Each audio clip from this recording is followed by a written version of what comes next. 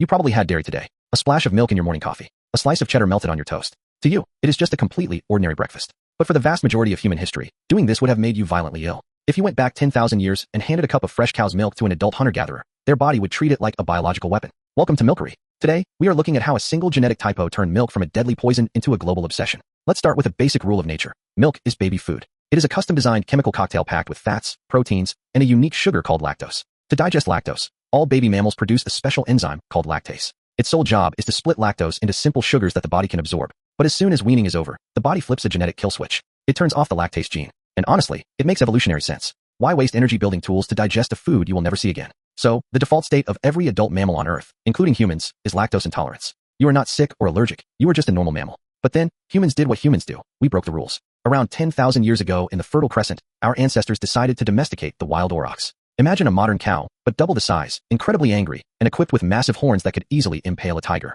Initially, we did not keep them for milk. We kept them for meat and labor. But then, early herders faced a crisis. When crops failed or droughts dried up the water holes, they had starving families, and they had cows full of milk. It was a frustrating paradox, a rich source of calories that would literally destroy their stomachs if they drank it. So, they came up with a cheeky biological loophole: cheese. They figured out that if you let milk sit around, natural bacteria would eat the lactose and turn it into lactic acid, separating the milk into curds and whey. By straining out the whey, they created cheese and yogurt. These foods were low in lactose, highly nutritious, and preserved milk for months. We know this because archaeologists found clay pottery sieves in Poland dating back to 5,500 BCE. Under a microscope, these ancient sieves still hold milk fat residues. Our ancestors were basically running a gourmet cheese deli before they could even digest a single glass of fresh milk. But cheese was just a temporary workaround. Then, somewhere between 7,500 and 5,000 years ago, a genetic miracle occurred. A literal typo occurred in the DNA of a single baby in Europe. One single genetic letter changed, LCT-13910 C-to-T. This mutation acted like piece of tape over the genetic kill switch. It kept the lactase gene permanently switched on for life. To our ancestors, this was the ultimate biological cheat code.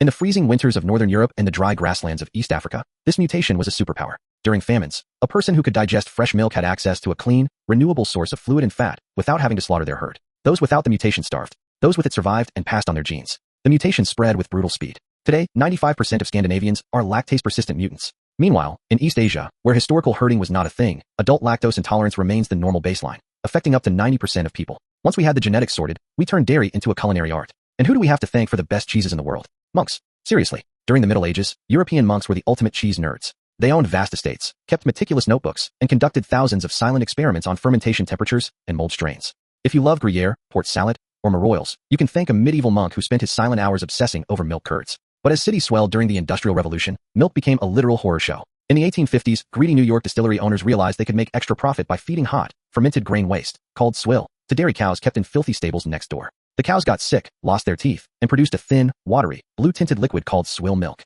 To make this disgusting blue stuff look creamy, dairymen mixed in chalk, plaster of Paris, and starch. This contaminated milk killed thousands of children every year, leading to a massive public health scandal. The savior of milk was the French chemist Louis Pasteur. In the 1860s, Pasteur proved that heating liquids to a specific temperature killed harmful pathogens without boiling the liquid. Pasteurization, combined with commercial refrigeration, changed everything. It turned milk from a dangerous urban poison into a safe, daily staple that could be shipped hundreds of miles. In the 20th century, we went full industrial. Homogenization blasted fat droplets apart so the cream would not separate, creating a uniform, creamy texture. We added vitamin D to eliminate rickets in children. And UHT, ultra-high temperature pasteurization, allowed milk to stay fresh on shelves for months without refrigeration. Suddenly, milk was in every school, every commercial, and every fridge. Today, milk is at a weird crossroads. Oat milk, almond milk, and soy milk are fighting for supermarket shelf space, and environmental concerns challenge industrial farms. Yet, the biological miracle remains. It is the food that literally rewrote our DNA, fueled our expansion, and created a 10,000-year bond between humans and animals. So the next time you drink a glass of milk or eat a slice of cheese, raise a glass to that one weird European mutant from 7,000 years ago who made it possible. If you want more fun science deep dives, smash that subscribe button and join the Milkiry family. Next time, we are looking at the actual chemistry of cheese melting and why some cheeses stretch while others refuse to melt. See you next time.